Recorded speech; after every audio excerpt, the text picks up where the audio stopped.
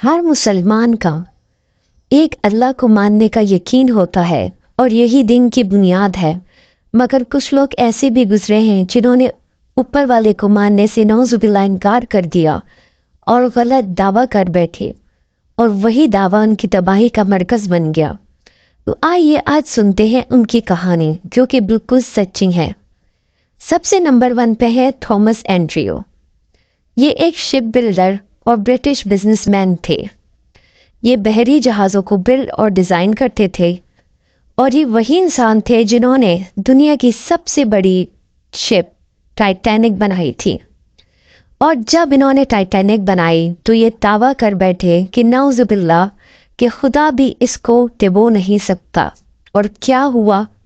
Titanic अपने पहले ही सफ़र में डूब गया और इनका दावा धरा का धरा ही रह गया। जी हाँ, अब बात करते हैं हम नंबर 2 के नमरूद के। ये अपने दौर का सबसे जालिम और जाबिर बादशाह था।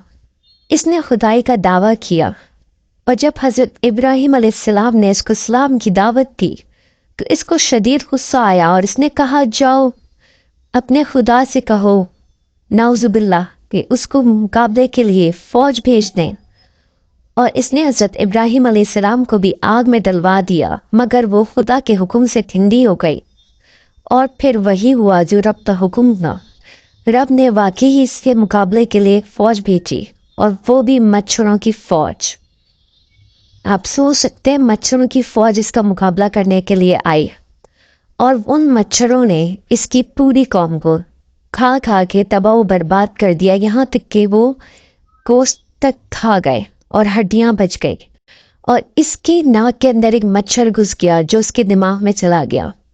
ये अपनी कौम के लोगों से जूते लगवाता था अपने सर पे, लोहे लगवाता था अपने सर पे कि इसको सुकून मिले। और 400 साल तक इसने ऐसी ही ज़िंदगी गुजारी, लोगों से जूता खाते हुए। ये हुआ नमरूद का अंजाम। अब बात करते हैं हम अब्राहा की, जो 500 सन की सदी में यमन पर एक बादशाह था। इसने गिरजाघर बनवाया और ये चाहता था कि लोग उस गिरजाघर आकर इसकी इबादत करें, नाउजुबिल्लाह।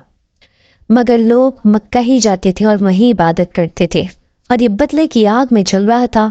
लेकिन मक्का की हिफाजत की जिम्मेदारी अल्लाह ताला ने खुद ली है। तो फिर उसके बाद ये हाथियों की फ़ौज लेकर निकला, मगर उस रब ने ऐसे परिंदों की फ़ौज भेजी इसके मुकाबले में जिनके मुंह में पत्थर भी थे। और आखिरकार जिन हाथियों पे सारे लोग सवार थे वो हाथी बिदक गए। उन परिंदों के डर से लोग सारे के सारे गिरना शुरू हो गए और हाथियों से, और हाथियों के पाँव में आना शुरू हो गए और ये पूरी की पूरी कौम तबाह हो गई और डर के भाग गई। इन सब को वो सबक मिला कि तारीख़ में ऐसा कोई वाक़या नहीं मिलता, और बल्कि कुरान में भी सूरह फील में इस वाक़े का जिक्र आया है। तो ये है खुदा और बंदा, कि खुदा के आगे बंदे की नहीं चलती। वही ज़ात है जिसको मान है, जिसके ऊपर गुरूर सचता है, बंदे पर नहीं। बंदा तो हर चीज़ में उस ज़ात के ऊपर है। उस पे तवक्कुल करोगे, उसकी मान के चलोगे तो कामयाब होगे। और जिन्होंने नौजुबिल्लाह उस रब से मुकाबला किया उनकी कहानी ख़त्म हो गई, वो तबाह व बर्बाद हो गए। और जिन्होंने उस रब पे तवक्कुल और भरोसा किया वो कामयाब हो गए।